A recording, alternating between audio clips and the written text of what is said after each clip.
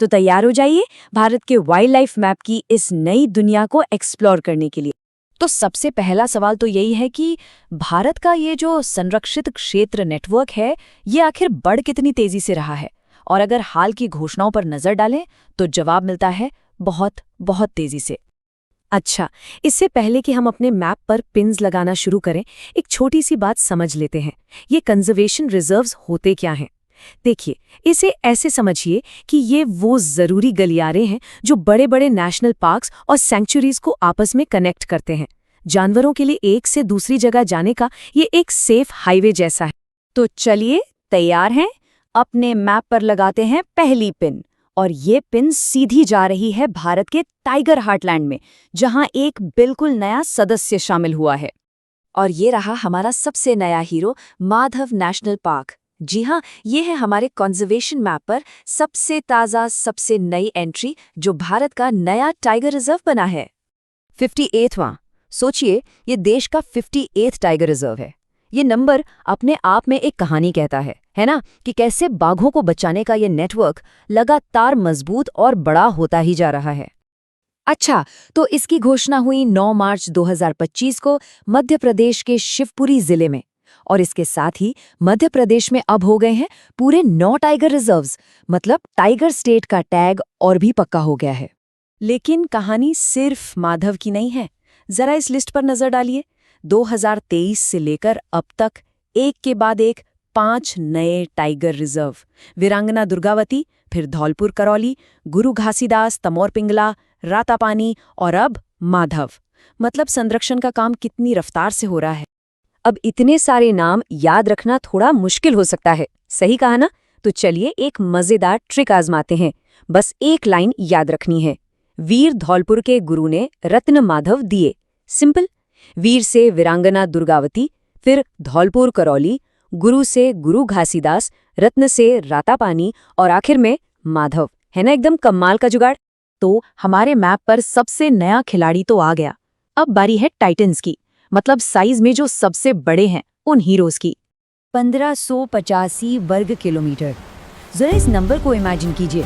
ये बहुत बड़ा एरिया है, और ये एरिया है भारत के सबसे बड़े कंजर्वेशन रिजर्व का, जिसका नाम है तसाराप चू। तसारप चू, ये नाम ही कितना एग्जॉटिक है। ये खूबसूरत स्पीति वैली हिमाचल प्रदेश में है, और इसे नोटिफाई किया गया 7 मई 2025 को। पता है ये किसका घर है? बर्फीले तेंदुए का, स्नो लेपर्ड का। मतलब हमारे मैप पर ये सचमुच एक जायंट है। लेकिन रुकिए, पिक्चर अभी बाकी है। अब जो नंबर स्क्रीन पर है वो तो इससे भी बड़ा है। 3629 वर्ग किलोमीटर से भी ज्यादा। ये क्या है? ये एक टाइगर रिजर्व का नया एक्सपैंडेड एरिया है। और ये विशालकाय इलाका और किसी का नहीं, बल्कि हमारे अपने आइकॉनिक सुंदरबन टाइगर रिजर्व का है। जी हाँ, इसके एरिया को इतना बढ़ा दिया गया है। और इस एक कदम से सुंदरबन सीधा 7वें नंबर से उछलकर भारत का दूसरा सबसे बड़ा टाइगर रिजर्व बन गया है। सोचिए कितना बड़ा जंप है। और ये तो हम जानते ही हैं कि ये दुनिया का सबसे बड़ा मैंग्रोव जंगल और एक यूनेस्को वर्ल्ड हेरिटेज साइट भी है। ये वाकई में कंजर्वेशन की एक बहुत बड़ी जीत है। लेकिन एक मिनट, क्या कंजर्वेशन का मतलब सिर्फ टाइगर ही है? नहीं, बिल्कुल नहीं। भारत का वाइल्ड लाइफ किंगडम तो बहुत बड़ा और डाइवर्स है। तो चलिए अपने मैप में अब एक बिल्कुल अलग रंग भरते हैं। और इस विविधता का सबसे खूबसूरत चेहरा है ये फ्लेमिंगो। इनकी ये खूबसूरती हमें हमारे मैप पर अगली डेस्टिनेशन तक ले जा रही है, एक बिल्कुल नई बर्ड सैंक्चुरी। इसका नाम है ग्रेटर फ्लेमिंगो अभयारण्य। ये तमिलनाडु के धनुषकोडी में है, और इसकी घोषणा भी खास दिन पर हुई, 5 जून 2025, यानी वर्ल्ड एनवायरनमेंट डे। यहाँ 128 अलग अलग प्रजातियों के 10,700 से भी ज्यादा पक्षी रहते हैं। ये हमें याद दिलाता है कि हर एक जीव, छोटा हो या बड़ा, बहुत कीमती है। तो आज हमने मिलकर अपने दिमागी नक्शे को कितना अपडेट कर लिया। बाघों, स्नो लेपर्ड्स और फ्लेमिंगो के नए नए घर मार्क कर लिए। लेकिन जैसे जैसे ये मैप भरता जा रहा है, एक बड़ा सवाल भी खड़ा होता है कि भारत में कंजर्वेशन की अगली चुनौती क्या होगी, अगला फ्रंटियर क्या होगा। सोचने वाली बात है ना। आज हम सबके पसंदीदा विषय यानी कि भारत के जंगल का एकदम ताज़ा रिपोर्ट कार्ड देखने वाले हैं। तो अपनी अपनी सीट कस के पकड़ लीजिए क्योंकि नतीजे आ चुके हैं। तो सबसे बड़ा सवाल तो यही है कि हमारे जंगलों और जंगली जानवरों ने इस साल कैसा परफॉर्म किया है। भाई पास हुए हैं या फेल? चलिए इस पूरे विश्लेषण में थोड़ा और गहराई से उतरते हैं और पता लगाते हैं। ठीक है, तो रिपोर्ट कार्ड का पहला सब्जेक्ट है शेरों का परफॉर्मेंस। देखते हैं जरा कि जंगल के राजा ने इम्तिहान में क्या कमाल दिखाया है। और ये देखिए, और स्कोर है 891। जी हाँ, पूरे 891। ये तो एक जबरदस्त स्कोर है। 21 मई 2025 तक हमारे देश में शेरों की कुल संख्या यहां तक पहुंच गई है। लेकिन असली कहानी तो यहां से शुरू होती है। पिछली बार के 674 के मुकाबले इस बार सीधे 891 यानी पूरे 32.2% की छलांग। अरे वाह, ये तो कमाल का सुधार है सच में। सच कहूं तो इतना बढ़िया रिटर्न तो अच्छे अच्छे म्यूचुअल फंड्स भी नहीं दे पाते। यह है कुदरत का सबसे फायदेमंद इन्वेस्टमेंट, है ना मजेदार बात।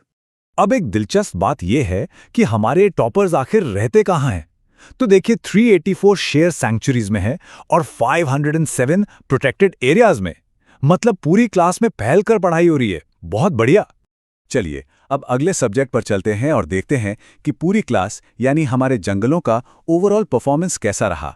जंगल में मंगल है या नहीं, आइए देखते हैं।